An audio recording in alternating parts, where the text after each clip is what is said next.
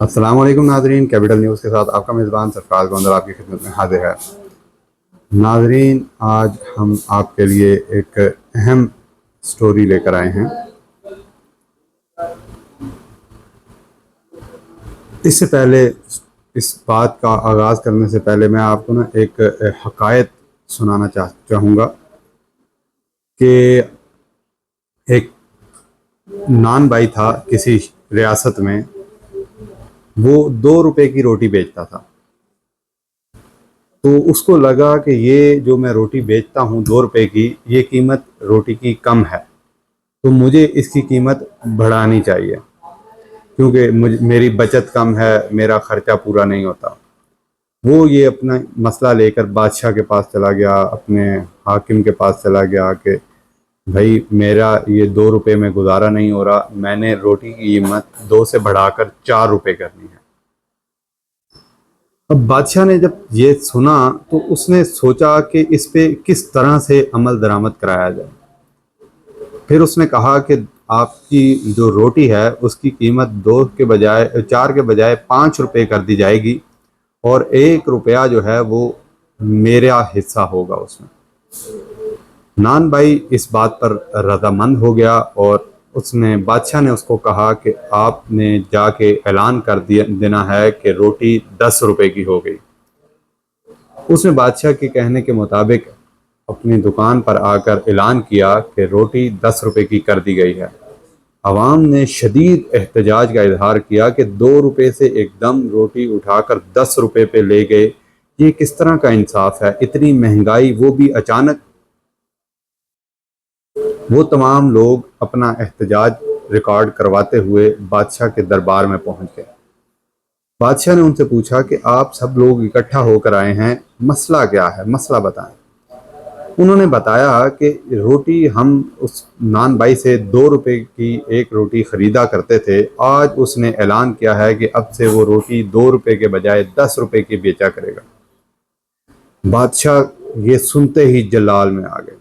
उन्होंने कहा कि ऐसा कैसे हो सकता है। उन्होंने फ़ौरन नान भाई को बुलाया और उसकी सरजनिश की, और साथ ही साथ ये हुक्म दिया कि रोटी 5 रुपए की तुम बेचोगे, यानी कि उसकी 10 रुपए वाली कीमत को अदा कर दिया। अब 5 रुपए की वो रोटी बेचेगा, और अगर वो नहीं बेचता तो उसके खिलाफ सख्त कानूनी कार्रवाई होगी। अवाम ने ये सुना, नान भाई ने इस पर एग्रीड किया और वो चला गया। अवाम भी नारे लगाती हुई खुशी खुशी अपने घर वापस चली गई कि 10 रुपए की जो रोटी थी वो बादशाह सलामत ने 5 रुपए की कर दी, जो कि पहले 2 रुपए की थी।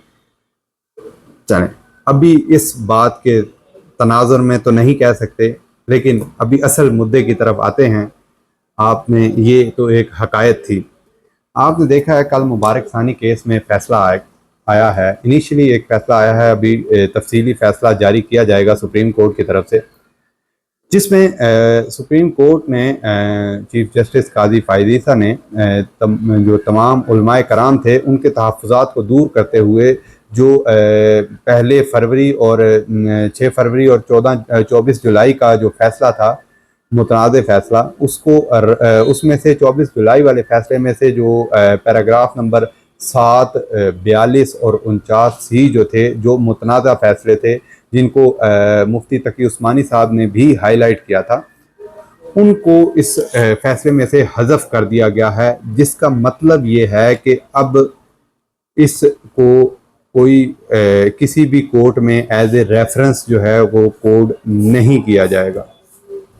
नाज़रीन, आपकी इंफॉर्मेशन के लिए बताते चलें कि जब भी कोई हायर कोर्ट कोई फैसला, कोई जजमेंट देती है, तो लोअर कोर्ट्स में उन जजमेंट्स को, उन फैसलों को कानून की हैसियत हासिल होती है। लोअर कोर्ट्स में जो वकला हजरात हैं वो उससे जब मिलते जुलते केसेस के अंदर वो जो फैसले होते हैं, वो जजमेंट्स जो होती हैं, उनको बतौर रेफरेंस कोट करते हैं, और जज साहिबान भी फैसला करते हुए इन जजमेंट्स को, इन फैसलों को मद्देनज़र रखते हैं।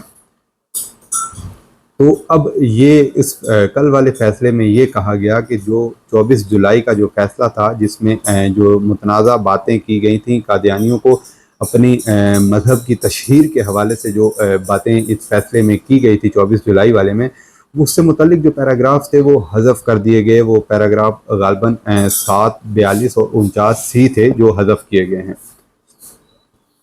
یہ ایک طرف تو بڑی خوشائند بات ہے کہ جو یہ قادیانیوں کا جو مسئلہ تھا، جو ہمارے مذہبی معاملات تھے، جو جس پہ انہوں نے ہمیں مطلب ہمارے دلوں کو ٹھیس پہنچائی تھی، اور یہ آج کا مسئلہ نہیں ہے، یہ کئی سالوں سے مسئلہ چل رہا ہے. یہ قانون بنانے کے لیے بڑے لوگوں نے قربانیاں دی تھیں. تو ان سب باتوں سے کم از کم یہ بات تو واضح ہے کہ قادیانی جو ہیں وہ مسلمان نہیں ہیں، اور نہ ہی وہ اسلام کے نام پر یا اسلام سے متعلق کسی بھی قسم کی تشہیر کر سکتے ہیں.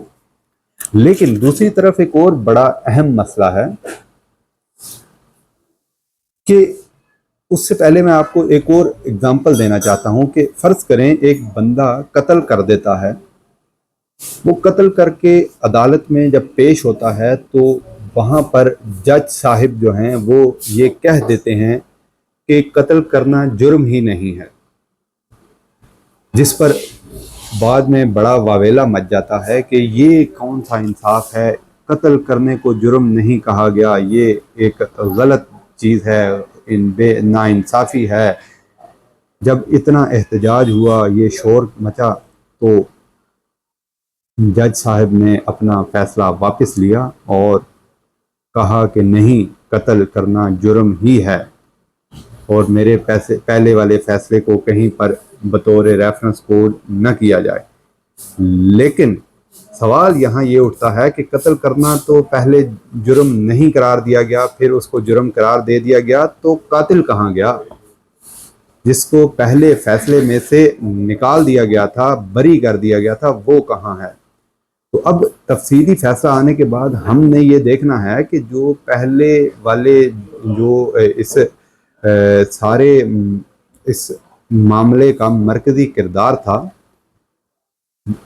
وہ کہاں ہے. اس کو تو اس میں سے بری کر دیا گیا تھا کہ جب یہ بولا گیا کہ یہ تشہیر کرنا نجی محفل کے اندر کوئی جرم نہیں ہے، تو اس لیے وہ اس کیس سے بری ہو گیا.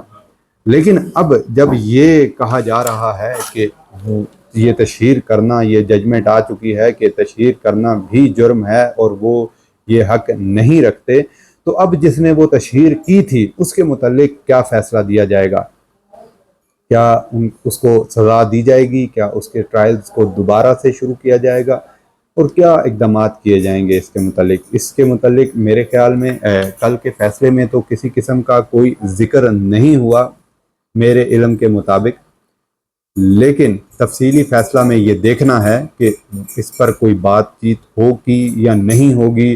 اور ہمارے علماء کرام جنہوں نے ابھی تک کا سارا فوکس صرف اسی ایک چیز پر رکھا تھا کہ یہ تشہیر جرم ہے، بالکل جرم ہے، لیکن جس نے جرم کیا ہے اس کے اوپر کسی کا فوکس نہیں ہے.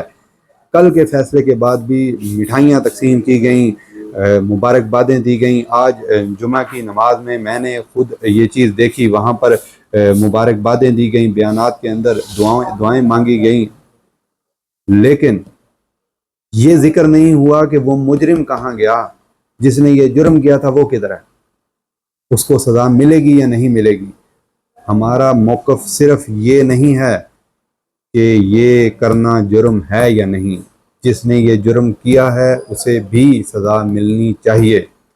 اس کے علاوہ دوسری طرف میں بات کروں تو میں نے جو جمعہ کی نماز اٹینڈ کی جہاں مسجد میں، اس کے علاوہ بھی ایک دو محافل میں میں نے یہ چیز آبزرو کی کہ یہ کیس کے متعلق تو ماشاءاللہ مبارکبادیں دی گئیں جن کے یہ علماء کرام حقدار بھی ہیں.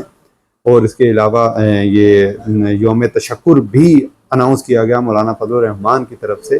لیکن میں اس چیز کے تھوڑا سا میں اپنا ذاتی طور پر اختلاف رکھتا ہوں.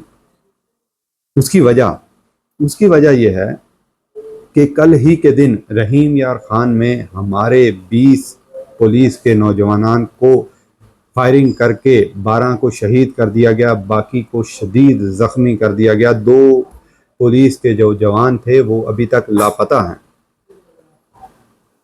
تو ایسے موقع پر یوم تشکر کا اعلان کرنا تھوڑا سا جو ہے وہ مناسب نہیں سمجھا جائے گا میرے خیال میں۔ دوسری طرف ان شہداء کے لیے بھی دعا کرنی چاہیے، یہ جو ہم مبارکبادیں دے رہے ہیں اور ساتھ ہی ساتھ شکر ادا کر رہے ہیں، اچھی بات ہے، شکر ادا کرنا چاہیے کہ ہم نے ایک اچھی اچیومنٹ حاصل کی ہے، لیکن ساتھ ہی ساتھ اپنے شہداء کو نہیں بھولنا چاہیے جنہوں نے کل ہی کے دن اپنی جانوں کا نذرانہ دیا، جن کو بے رحمی سے کچے کے علاقے میں شہید کر دیا گیا۔ اپنی دعاؤں میں ان نوجوانان کو بھی یاد رکھیں اور اپنے اس تشکر کے اندر ان کے جو زخمی ہیں ان کی صحت یابی کے لیے بھی ضرور دعا کریں۔ تو اب تک کے لیے اتنا ہی تھا۔ اپنے میزبان سرفراز گوندل کو اجازت دیں۔ اللہ نگہبان۔